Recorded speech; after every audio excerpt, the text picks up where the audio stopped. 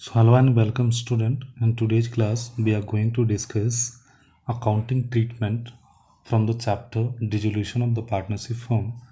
In previous class we have already discussed about some theoretical concept of this chapter.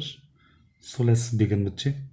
So theoretical concept के बाद एक accounting treatment कैसे करते हैं इस चैप्टर में वो हमें समझना है। और जैसा कि मैंने शायद प्रीवियस वीडियो में आपको बताया था कि बेटा इस चैप्टर से एक क्वेश्चन पक्का ही आता है आपके एग्ज़ाम में, तो इस चैप्टर को ध्यान से करना है बेटा। और बड़ा क्वेश्चन आता है इसमें से एक क्वेश्चन, बड़ा क्वेश्चन आपके एग्ज़ाम में आएगा 8 मार्क्स वाला। ठीक है, तो समझते हैं बेटा एक एक चीज़ों को। देखिए, in this chapter we have to prepare a following ledger. हमें कौन कौन से लेजर बनाने पड़ते हैं बेटा। देखिए, ये चीज़ें अभी शायद आपको समझ ना आए, लेकिन जब हम क्वेश्चन करते चलेंगे साथ के साथ तो आपको सारा कुछ समझ आता जाएगा। तो पहले हमें रियलाइजेशन अकाउंट बनाना है बेटा। रियलाइजेशन का अकाउंट क्या होता है ये बेटा लेटर ऑन आपको समझ आना स्टार्ट हो जाएगा। पार्टनर कैपिटल अकाउंट ऑलरेडी आप जानते हो बेटा, आप बनाते आ रहे हो। उसके बाद partners loan account, partners loan account भी आपने बनाया है, ठीक है, तो वही वाला सेम है। उसके बाद कैश और बैंक अकाउंट आपने बनाया है, तो ये वाला भी बिल्कुल सेम है। तो एक नया कॉन्सेप्ट इसमें यही आएगा रियलाइजेशन अकाउंट का, जो कि बेटा आप बनाना सीख लोगे। बट केसेस क्या होते हैं बेटा, some time in questions says that do not prepare a ledger account rather pass a journal entry. लेकिन बेटा कई बार क्वेश्चंस में क्या होता है कि हमें लेजर अकाउंट ना बना के हमें बनाना पड़ती है, हमें पास करनी पड़ती है नेसेसरी जर्नल एंट्रीज। अच्छा, यहाँ पे मैं आपको एक चीज़ और क्लियर करता चलूँ कि आपके सीबीएसई एग्ज़ाम में बेटा या तो जर्नल एंट्री देगा या तो लेजर देगा, दोनों में से एक देता है बेटा। ये कुछ पक्का नहीं होता है कि जर्नल एंट्री देगा या लेजर देगा।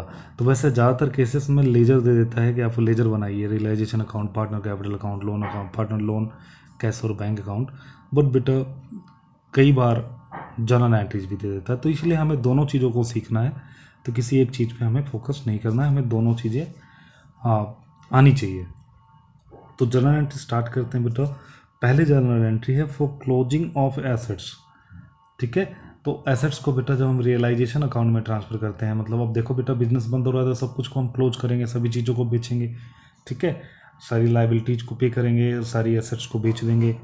तो क्लोजिंग ऑफ एसेट्स की एंट्री क्या होती है बेटा, realisation account debit to assets account, जिसमें बेटा गुडविल भी इंक्लूड है। ध्यान रखना, यहाँ पे गुडविल को हम छोड़ते नहीं है, गुडविल भी इसमें इंक्लूड होती है। लेकिन एक्सक्लूड क्या होता है बेटा, फ्रिक्टिशियस एसेट। एफ का मतलब फ्रिक्टिशियस एसेट्स कौन कौन सी, एडवर्टाइजमेंट एक्सपेंस, मैंने कई बार बताया हुआ है, आपको पता भी है। Advertisement expense, profit and loss account का डेबिट बैलेंस, ये क्या है बेटा, फ्रिक्टिशियस एसेट्स हैं आपकी, मतलब जिससे हमें कुछ रियलाइज नहीं होगा। अगर हम इसको बेचें तो बेटा 1 रुपये भी नहीं मिलेंगे हमें, तो इसको हम रियलाइजेशन अकाउंट में ट्रांसफ़र नहीं करते हैं, ठीक है। उसके बाद अगला देखिए, for closing all outside liabilities and the provisions.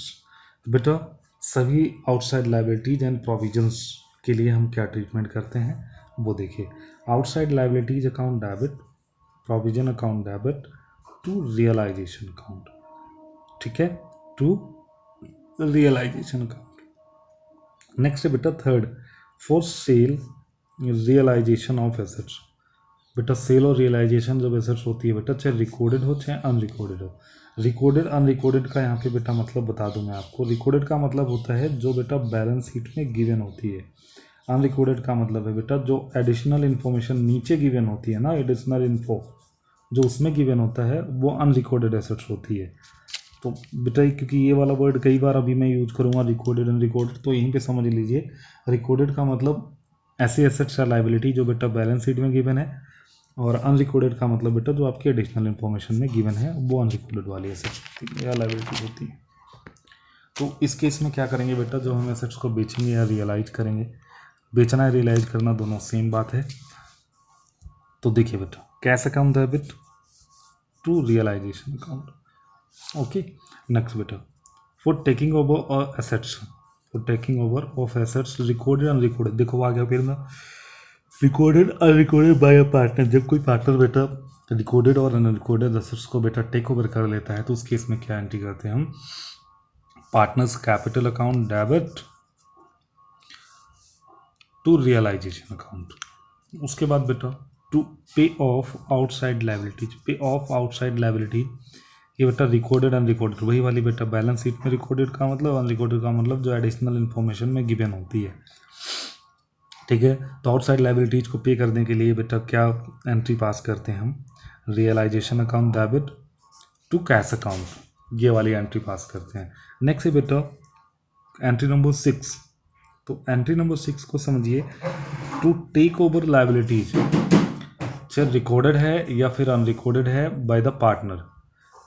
By the partner, partner जो बेटा लाइबिलिटीज ले लेता है, चाहे रिकॉर्डेड है या फिर अनरिकॉर्डेड लाइबिलिटीज है, तो उस केस में हम क्या करते हैं, उस केस में हम ये वाली जनरल एंट्री पास करते हैं, realisation account debit to partners capital account, ठीक है।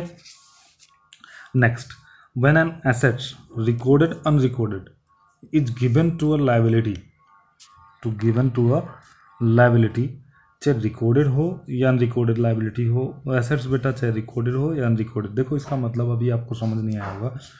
मान लीजिए बेटा कोई आपका क्रेडिटर है, ठीक है, और क्रेडिटर को बेटा पैसे ना दे के आप क्या दे देते हो, उसको बोलते हो कि आप ना मशीन ले लो मेरी। पैसे ना देकर आप क्या बोलते हो कि हमारे बिजनेस में मशीनरी है, आप मेरी मशीनरी जी ले लो। तो ये क्या है बेटा, आउटसाइड लाइबिलिटीज है, चाहे रिकॉर्डेड हो या अनरिकॉर्डेड हो। और ये क्या है बेटा, एसेट्स है। तो when an assets is given to a liabilities, जब हम एसेट्स किसको देते हैं बेटा, आउटसाइड लाइबिलिटीज को दे देते हैं, तो उस समय क्या एंट्री पास होती है बेटा, उसके लिए कोई भी एंट्री हम पास नहीं करते हैं, ठीक है। No entry will be passed. I think समझ आ गया होगा, फिर से समझ लीजिए बेटा कि कोई क्रेडिटर है, फॉर एग्जांपल के लिए मैं बता रहा हूँ, तो कोई क्रेडिटर है, आप उसको पैसे ला दे के, उसकी पेमेंट ला करके आप उसको क्या बोलते हो कि आप ना मेरी मशीनरी